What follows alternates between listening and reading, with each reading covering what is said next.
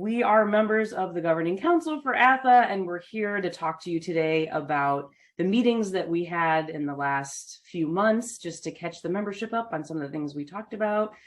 So there was a meeting just before Conference 2022 in July that will tell you some things we talked about there. And then there was a meeting on Zoom on October 1st. So I'm Megan Geiger. I'm the Secretary of ATHE, and I'm Khalid Long, and I am the VP for Advocacy. So we're going to tell you a little bit about some of Khalid's initiatives for advocacy, a little bit about the financial health of the organization, some exciting news with a new focus group that's coming online, and some changes to the organization that we're sort of initiating currently in response to the strategic plan that Hyphens and Spaces helped ATHE make last year. So Khalid, take it away. Yes, so the Advocacy Snapshot Conversations, let me give you a little bit of background on that. They're sort of rooted in the fact that our discipline has a host of scholar practitioners who are specialists in various areas, such as disability studies, acting and intimacy, and community outreach, that can really serve as a resource to the field at large. And so the goal is to speak with specialists and learn practical ways to apply these areas in classrooms, theater programs, rehearsals, and institutions. And so, in short, we want to be able to provide ATHE members with ways to sustain practices that are accessible, fair, and equitable. And so how does this happen? So an advocacy member will host an interview with a specialist about a designated area or topic.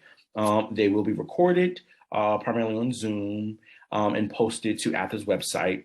And so, in many ways, the conversations will have the feel of a podcast, right? But it is intended to provide a conversation that bears concrete ways of advocating equitable and accessible theater studies, theater making, and engagement for educators, students, and audiences. And I'm very, very excited to announce the first round of conversations that are happening now, and that will be posted to ATHE's website mid-November. The first is going to be Theater and Disability, a discussion with Samuel Yates. The second conversation will be Acting and Intimacy in Practice, a discussion with Kaya Dunn and Aviva Neff. And the third will be Broadway Advocacy Coalition, and that'll be a discussion with Bria Brown from the Broadway Advocacy Coalition, and Duran Williams will be conducting that interview. We're really, really excited about this new venture for ATHE. And if any member has an idea for a discussion in the future, particularly for the spring 2023, please do reach out to me and let me know, and we can sort of begin a conversation about how to add that to the current list. And so that's the update for that. Yeah. Great. I want to just touch base with you all members about the financial status of ATHE. So just so everyone knows, ATHE has not an insignificant amount of money. It's something like $600,000 in their reserves. That money has been interest bearing for the last few years, although the last few months, it's a little different story. And whenever we do a conference in these hotels, like we've been doing for a long time, for the last about 10 or 12 years, we have been borrowing money from the reserve to make up for the deficit that having conferences has. So the two exceptions were the years that we were online in 2020 and 2021. Those years we did not borrow from the reserves, but the rest of the time we've been borrowing from the reserves because the membership dues and the conference fees cannot make up for the cost of those hotel contracts. Right. And because we have a significant amount of money in the reserves, it hasn't become a problem yet. However, if we continue to host conferences with these hotel contracts and borrow against the reserve, eventually we won't have any money in that reserve because we have not put any money in the reserve for like decades. It was sort of set up in the 90s and it hasn't been touched since, and it's sort of benefited from some great interest sort of accumulation in the last few years, but it will eventually go away. And so this is sort of a moment when we need to be really aware of how we are handling our finances. Right. So also awards, update on awards. We are implementing a rotational pause for some of the awards, not all of the awards. And of course, there's more information about that that will be posted to ATHE's website. And we thank the fabulous work of Hillary Miller, VP for Awards. The basic concern is that some of the current goals of the awards are unclear. And so we thought it would be best to sort of take a pause, step back, and to do an assessment with that. And so some of the questions that came out of the recent meetings were, are we inspiring members first and foremost? Are we lifting up new and unheard voices with the awards? Are we providing service to the organization? And two questions that are quite significant, I believe, do award winners need to be members of ATHE, as well as do the nominators for awards need to be members of ATHE? And so as we are considering those questions, we've decided to sort of take a step back and to assess so that we can move forward in the most productive way as possible with ATHE awards. Yeah, and for anyone who was like, oh my gosh, I was hoping to nominate someone for an award this year and now it's not happening, just know that they will be retroactively awarded sort of moving in the future once sort of the guidelines and the nomination processes and the goals of awards are made clear and more transparent to the organization, the members, and the field really at large as well. Yeah. Right. Another sort of exciting development is that there is a new focus group that is making its way through the process of becoming a new focus group. It is Disability Theater and Performance. They are in the process of building their executive board so that they have leadership, and that hopefully there will be some slots at Conference 2023 for DTAP as we move forward with a new focus group. Yes, and congratulations. I think that not only is it necessary, but I think that they're going to force us all to think about how we move forward with conference planning, with accessibility, and in not only the ways in which our scholarship is taking this up, but also in terms of how we're practicing it as an organization. Yeah. And part of the reason that we're having so many changes right now is because in the last year, the ATHE contracted with a third-party group called Hyphens and Spaces, who helped ATHE write a new strategic plan for the organization with an eye towards becoming an anti-racist organization. And so that has taken a couple different forms. And that's part of where the awards revision is coming from too, that it was made clear in the strategic plan that some of the award processes were not transparent enough. And then also there is a focus group summit this summer at Conference 2022, and the goal of that was to start coming up with some guidelines and best practice documents. There was a lot of brainstorming that happened during that focus group summit to see if we can start implementing that strategic plan at the grassroots level of ATHE within the focus groups, and sort of moving into some better practices for ATHE. So like the strategic plan is kind of like worked with the governing council and some other folks.